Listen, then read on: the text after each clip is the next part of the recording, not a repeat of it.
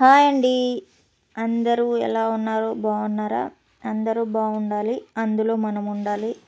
ఈరోజైతే మన special recipe పచ్చరటికాయతో fry అండి. చాలా బాగుంటుంది. ఒక్కసారి అయితే ట్రై చేయండి. మన హెల్త్కి అయితే చాలా మంచిది అరటిపండు. ఇది తినటం వల్ల బీపీ తగ్గుతుంది, షుగర్ తగ్గుతుంది. అదేవిధంగా గుండె మనకి ఆరోగ్యానికి మంచిగా పనిచేస్తుంది. దీనిలో సి విటమిన్ ఉండటం వలన చర్మం చాలా కాంతివంతంగా ఉంటుంది. అదేవిధంగా పేగుల్లో ఉన్న అల్సర్ కూడా తగ్గుతుంది. డైజెషన్ ప్రాబ్లం ఉన్నా తగ్గుతుంది. ఈ విషయాలు చాలామందికి తెలియదు. పచ్చరిట ఏం తింటారులే అని అనుకుంటూ ఉంటారు.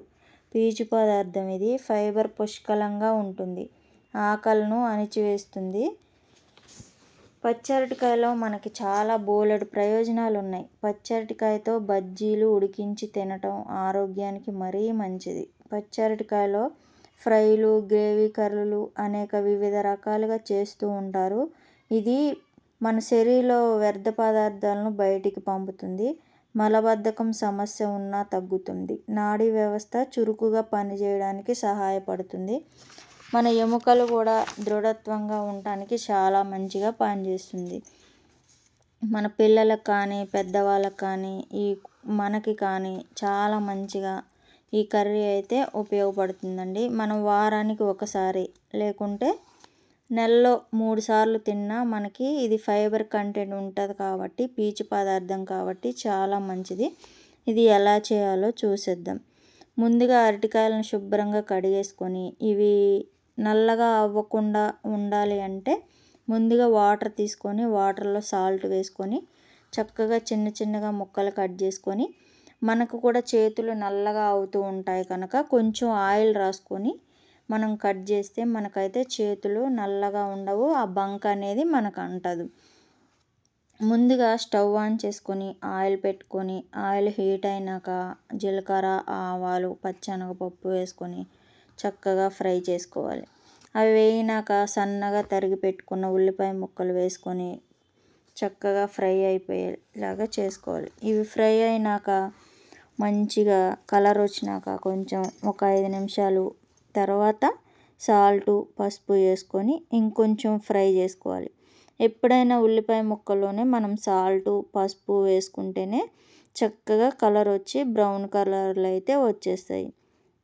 ఉల్లిపాయ ముక్కలు వేగినాక చక్కగా ఇలా అరటికాయ ముక్కలు వేసేసుకొని సిమ్లో పెట్టేసుకోవాలండి. ఎప్పుడైనా సరే కర్రీలు మనం సిమ్లో పెట్టుకుంటేనే చాలా, మనం ఇంట్లో పొయ్యి మీద ఎలా వండుకుంటామో అలానే ఉంటాయి. నేను ఏ కూర చేసినా సిమ్లోనే పెట్టి చేస్తానండి. ఒక్కసారి మీరు ట్రై చేయండి, చాలా బాగుంటుంది.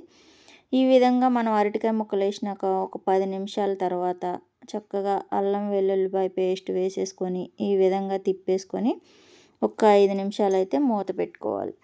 5 నిమిషాల తర్వాత మనం కొంచెం కారం వేసేసుకొని చక్కగా అడుగంటకుండా అయితే తిప్పుకోవాలి.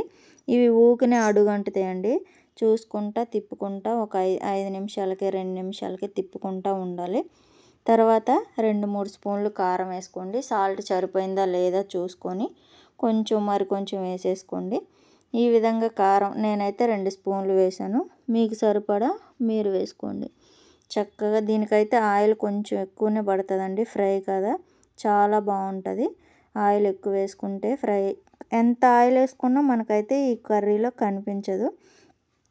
ఈ విధంగా కారం వేసుకున్నాక మరొక 5 నిమిషాలు అయితే సిమ్లో పెట్టేసుకొని కొంచెం గరం మసాలా వేసుకొని కొత్తిమీర వేసేసుకుంటే చాలా చాలా బాగుంటుందండి ఈ కర్రీ. పిల్లలు కూడా చాలా ఇష్టంగా తింటారు. మనకి చపాతీల్లో కానీ, పూరీలో కానీ, రైస్లో కానీ చాలా బాగుంటుంది. ఈ విధంగా గరం మసాలా వేసుకొని కొత్తిమీర వేసేసుకొని సర్వ్ చేసుకోవాలి. వేడి వేడి అన్నంలో వేసుకొని తింటే చాలా చాలా బాగుంటుందండి. ఒక్కసారి అయితే ఈ విధంగా ట్రై చేసి చూడండి. ఎలా ఉందో కామెంట్ బాక్స్లో కామెంట్ చేయండి. సబ్స్క్రైబ్ చేసుకోండి, లైక్ చేయండి, షేర్ చేయండి. నా వీడియో కనుక నచ్చితే మీరు సబ్స్క్రైబ్ చేసుకోండి ఫ్రెండ్స్. ఓకేనా? బాయ్.